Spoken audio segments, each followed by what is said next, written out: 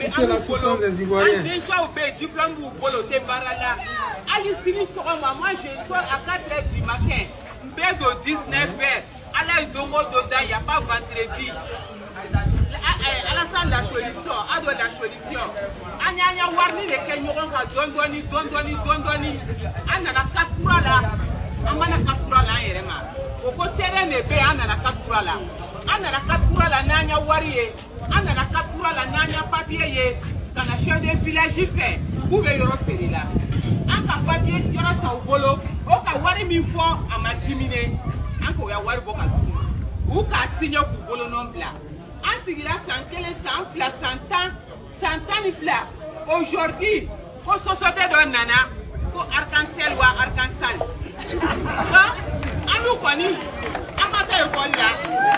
Ambamso kan lamo o beta lo ofie la kan fa chaw teme. Anu fana ya anya ndonya e kolli sara lo ofie la ambe wuli sokoma ambe na. An chaw tagala dengwa anu bolo. Ah, faire des terrains en Côte d'Ivoire. Vous comprenez pourquoi le gouvernement d'Alassane Draman Ouattara, ils sont chauds aussi les Ivoiriens en disant oui, ceux qui ne vont pas aller faire les ACD, on va leur arracher les terrains. C'est parce qu'ils avaient ce projet-là de voler les Ivoiriens. Voici les femmes du RDR qui disaient à l'époque Babo Djou a supporté Djou. C'est eux là, aujourd'hui, qui sont en train de pleurer. Parce que le gouvernement du dictateur Alassane Draman Ouattara a décidé de leur arracher le terrain sur lequel ils vivaient depuis plus de 12 ans. Elle explique ici en Djoula en disant que ce terrain-là, ils l'ont acquis depuis plus de 12 ans parce que quand ils sont arrivés, on leur a dit d'aller voir le chef du village pour payer le terrain. Et le montant du terrain qui a été demandé, ils ont demandé pardon qu'on diminue. Les propriétaires terrain ont refusé. Et eux, ils ont accepté d'acheter, de payer à ce montant-là. Après 12 ans, ils se rendent compte qu'il y a une société qu'on appelle, une société immobilière qu'on appelle Arc-en-Ciel, qui est redevenue propriétaire de eux, leur terrain. Et ils ne savent pas comment faire, où aller, vers qui partir. Donc, ils passent le message à soi-disant Draman Ouattara la solution de leur venir en aide parce qu'on veut les chasser de leur maison, de leur terrain.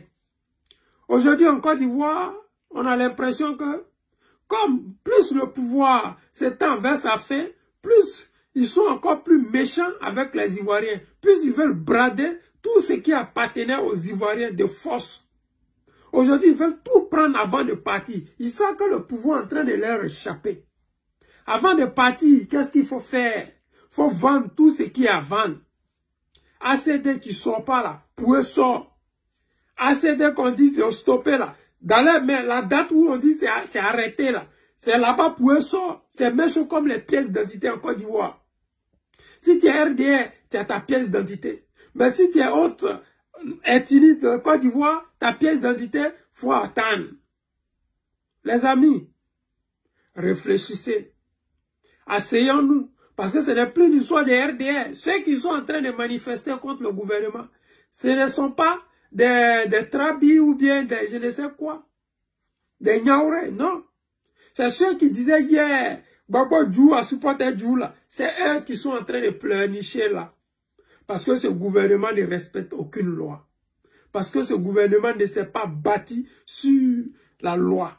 Ce gouvernement est venu par la force. Ils font tout par la force. Aujourd'hui, les Ivoiriens sont frustrés. Tu vois un jeune, il a AVC. Tu vois quelqu'un, il a 50 ans, il est déjà malade, il est vieillissant. Alors que ici, les gens ont 50 ans, ils sont à l'aise, ils ont comme s'ils ont 40 ans. C'est grave. Parce que nous avons une solution qui s'appelle le président Laurent Gbagbo. Et cette solution-là, nous devons faire bec ongle, mains et pieds, pour que ce monsieur-là soit sur la liste électorale. Parce que c'est la survie de la nation ivoirienne. Quand on dit une nation qui a plusieurs ethnies, si on laisse une seule ethnie gérer comme il gère, le pays sera divisé en 1000 morceaux. Parce que nous ne sommes pas les esclaves des Djoula. Ça ne va pas exister, ça n'existera pas. Nous ne serons pas les repéros des Djoula. Ça n'existe pas et ça n'existera pas. On va se battre. Mais pour se battre là, il faut avoir un leader. Et le leader actuel, qui fait l'unanimité, qui rassemble la Côte d'Ivoire et qui est digne de notre confiance s'appelle le président Gbagbo Laurent. J'ai dit à ces femmes-là, au 25 octobre, allons massivement dire non à Alassane Dramane Ouattara. Mais avant que cela arrive, nous devons forcer le gouvernement à inscrire le nom du guide président Laurent Gbagbo sur cette liste électorale. Les amis, ce que moi je sais, c'est que nous ne devons pas échouer. Notre génération-là, nous ne devons pas permettre que la France-Afrique prenne le dessus sur nous.